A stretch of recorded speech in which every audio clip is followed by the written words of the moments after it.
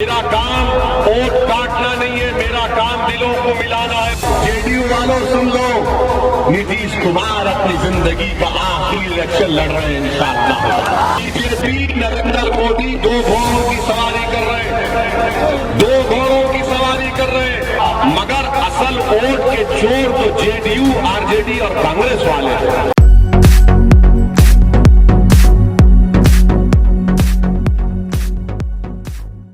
नमस्कार, आपके साथ मैं हूं आकिल रजा। बिहार विधानसभा चुनाव का पहला चरण समाप्त हो चुका है। 71 सीटों पर वोटिंग हो चुकी हैं और इन 71 सीटों पर वोटिंग के बाद भी चुनाव प्रचार बाकी के जो विधानसभा क्षेत्र हैं उन पर जारी है। इसी दौरान असदुद्दीन ओवैसी का एक वीडियो सामने आता है। Asaduddin Owaisi RJD, JDU, BJP, Congress इन सारे ही दलों पर हमलावर हैं और तीखी टिप्पणी करते हुए नजर आ रहे हैं। वीडियो में वो क्या कुछ कह रहे हैं वो मैं आपके सामने रखूंगा, लेकिन उससे पहले बता दूं कि असदुद्दीन ओवैसी, उनके ऊपर जो गंभीर आरोप लगते हैं कि ये वोट कटवा पार्टी है, यानी यहाँ पर सिर्फ वोट काटने के लिए आते हैं। और कुछ लोग तो यहाँ तक कि उनको बीजेपी का बी टीम भी कहते हैं कि ये बीजेपी की बी टीम है, जहाँ से असदुद्दीन ओवैसी अपने कैंडिडेट खड़े करते हैं, वहाँ पर वोट बैंक जो है वो बढ़ जाता है और बीजेपी वहां से चुनाव जीत जाती है। इन सारे मुद्दों को लेकर, सारे सवालों को लेकर असदुद्दीन ओवैसी ने जवाब दिया है। किस तरह से जवाब दिया है? सबसे पहले उन्होंने नीतीश कुमार पर हमला बोला है। नीतीश कुमार को उन्होंने कहा है कि उनकी लाइफ का, यानी उनकी जिंदगी का ये आखिरी चुनाव है, अब इसके बाद वो कभी चुनाव नहीं लड़ेंगे। क्या कुछ कहा है ये वीडियो आप देख लीजिए। जेडीयू वालों सुन लो, नीतीश कुमार अपनी जिंदगी का आखिरी इलेक्शन लड़ रहे हैं इंशाअल्लाह। नीतीश कुमार अपनी जिंदगी का आखिरी इलेक्शन लड़ रहे हैं। बहुत बोले थे ना नीतीश, और कटवा। अरे याद रखो, जब तुम झूठ बोलते हो तो वक्ती फायदा हो सकता है, मगर जीत हमेशा सच्चाई की होगी।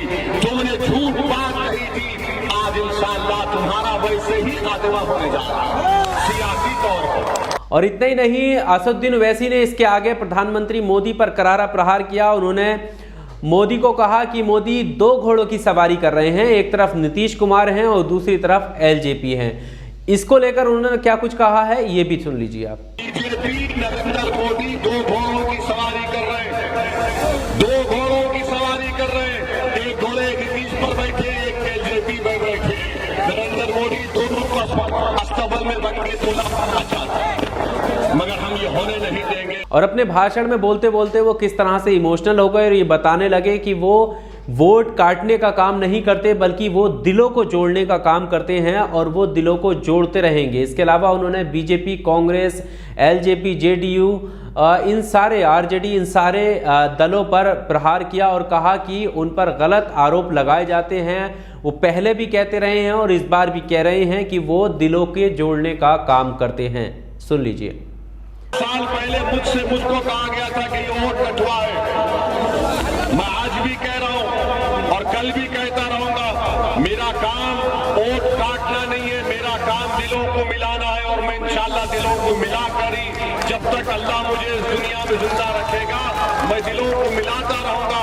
जब तक जिंदगी मुझसे वफा करती रहेगी, मैं दिलों को मिलाता रहूंगा। इसके आगे असदुद्दीन ओवैसी आरजेडी और कांग्रेस पर सवाल उठाते हुए कहते हैं कि जब जेडीयू 2015 में, यानी गठबंधन में, महागठबंधन में जेडीयू भी शामिल थी, और उस दौरान अगर जेडीयू जीत कर जाती है, यानी महागठबंधन की सरकार बनती है, नीतीश कुमार मुख्यमंत्री बनते हैं और उसके बाद नीतीश कुमार पलड़ा बदल देते हैं और वो बीजेपी की गोद में जाकर बैठ जाते हैं, तो इसके लिए जिम्मेदार कौन है? क्या कांग्रेस इसके लिए जिम्मेदार नहीं है? क्या आरजेडी इसके लिए जिम्मेदार नहीं है? क्या ये लोग वोट चोरी नहीं कर रहे हैं? इस तरीके के उन्होंने गंभीर आरोप लगाए हैं। और क्या कुछ कहा है ये वीडियो भी आप देख लीजिए। मगर असल वोट के चोर तो जेडीयू, आरजेडी और कांग्रेस वाले हैं। ये वोट के चोर हैं, जिन्होंने आपसे आपका वोट की चोरी की और उसके बाद आपको धोखा देकर आपके पीठ में खंजर मारकर जाकर नरेंद्र मोदी का साथ किया। क्या ये जिम्मेदारी आरजेडी, कांग्रेस की नहीं है? बताओ, इनके पास क्या जवाब है? इसका कोई जवाब नहीं है। तो जैसे जैसे बिहार विधानसभा चुनाव आगे बढ़ रहा है, अभी पहला चरण समाप्त हुआ है, इसके आगे अभी 2 चरण और बाकी हैं, एक 3 तारीख को, एक 7 तारीख को।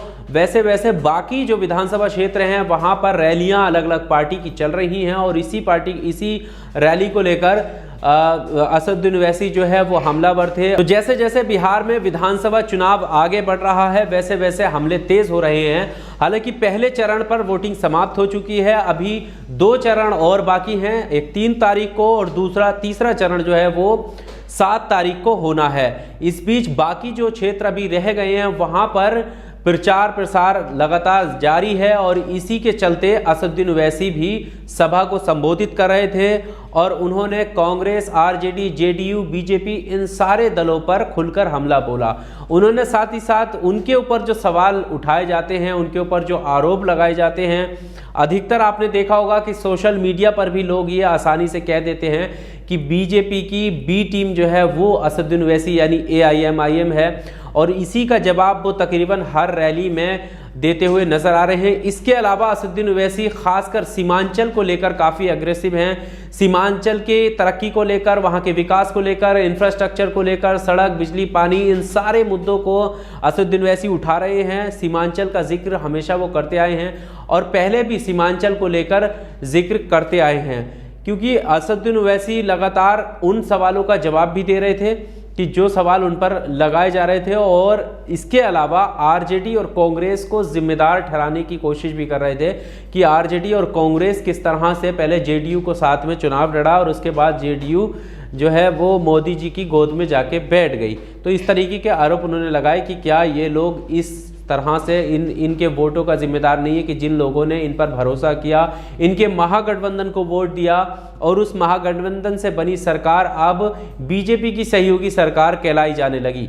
ये सवाल थे जो असदुद्दीन ओवैसी ने उठाए। इस वीडियो को लेकर आपका क्या कहना है? आप भी अपनी राय हमें कमेंट बॉक्स में ज़रूर दीजिएगा। वीडियो अगर अच्छा लगा हो तो लाइक कीजिए और अभी तक आपने अगर इस चैनल को सब्सक्राइब नहीं किया है तो प्लीज़ सब्सक्राइब ज़रूर कीजिए। बहुत शुक्रिया।